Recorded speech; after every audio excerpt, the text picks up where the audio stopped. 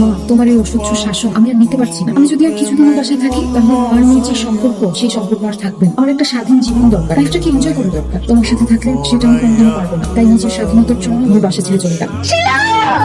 আমার মেয়ে বাসা ছেড়ে চলে গেছে, এটা ঠিক না। আমার মেয়ে বাসা ছেড়ে চলে গেছে, আমার মেয়ের জন্য কিছু হয় না, তোমাকে আমি ছাড়বো না। আমাকে খুন করে ফেল, আমি কথা দিচ্ছি আমার মেয়েকে আমি শাসন করবো না। কিন্তু বিশ্বাস করো, যা কিছু করতাম আমার মেয়ের ভালো জন্য করতাম। আমি চিলাকে যারা বাঁচবো না, আমার মেয়েকে এনে দাও।